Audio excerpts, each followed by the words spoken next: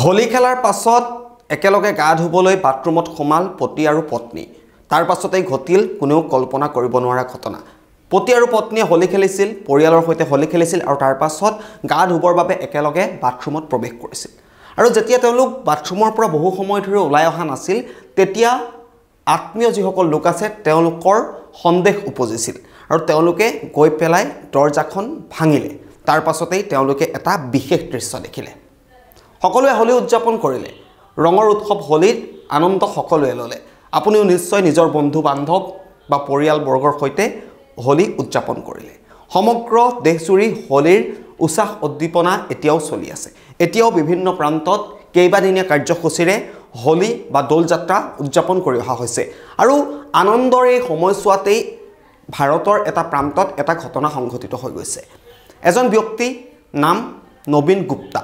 নবীন গুপ্তাৰ বয়স হৈছে 44 বছৰ আৰু তেখেতৰ পত্নীৰ নাম সাক্ষী গুপ্তা। সাক্ষী গুপ্তাৰ বয়স 40 বছৰ। তেওঁলোক দুয়োৱে পৰিয়ালৰ সৈতে হোলী খেলিছিল। হোলীৰ আনন্দত মতলীয়া হৈ আছিল দুয়োজন। আৰু হোলী খেলি শেষ হোৱাৰ পাছত তেওঁলোকে গা ধুবৰ বাবে দুয়ো একেলগে বাথৰুমত প্ৰৱেশ কৰিছিল। আৰু বাথৰুমত প্ৰৱেশ কৰাৰ পাছত কেইবা ঘণ্টা ধৰি তেওঁলোক ওলাই অহা নাছিল।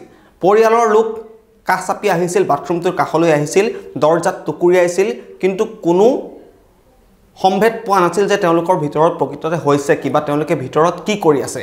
গতিকে উপায়ন্তৰ হৈ পৰিয়ালৰ লোকে দৰজাখন ভাঙি ভিতৰলৈ সোমাই আহি দেখিছে যে বাথৰুমৰ মজিয়াত দুয়োৰে নিথৰ দেহ পৰি আছে।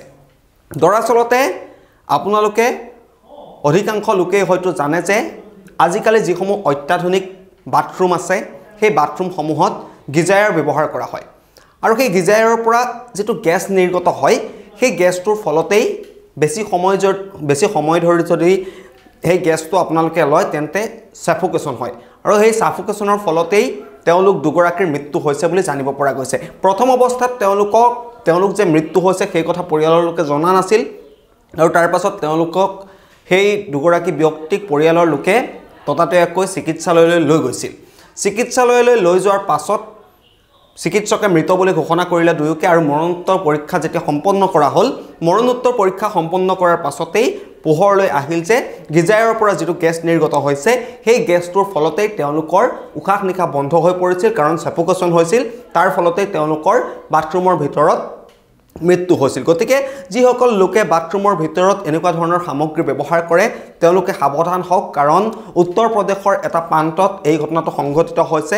উত্তৰ প্ৰদেশৰ চতু বজাৰ নামৰ যিখন ঠাই, সেই ঠাইতে এই ঘটনাটো সংঘটিত হৈছে। আৰু হোলীৰ আনন্দ উল্লাসৰ মাজতেই নবীন গুপ্তা আৰু সাক্ষী গুপ্তাই প্ৰাণ হেৰুৱাইছে। আৰু হোলীৰ আনন্দ কৰি হোলী খেলি শেষ হোৱাৰ পাছত বাথৰুমত গা ধুবলৈ গৈ গিজায়াৰ ব্যৱহাৰ কৰাৰ ফলতেই সাফোকেশ্যন হৈ দুগৰাকী ব্যক্তিৰ মৃত্যু হোৱাৰ ঘটনাই সমগ্ৰ অঞ্চলতে এতিয়া শোকৰ বন্যা নিগৰিছে। আৰু আপোনালোকেও যদি এনেকুৱা ধৰণৰ সামগ্ৰী আপোনাৰ বাথৰুমত ব্যৱহাৰ কৰে তেন্তে আপোনালোক সাৱধান হওক, কাৰণ আনন্দৰ সময়ছোৱাত, হোলীৰ আনন্দৰ সময়ছোৱাত উত্তৰ প্ৰদেশত দুগৰাকীকৈ ব্যক্তিয়ে প্ৰাণ হেৰুৱালে বাথৰুমত এনেকুৱা ধৰণৰ সামগ্ৰী ব্যৱহাৰ কৰাৰ ফলত।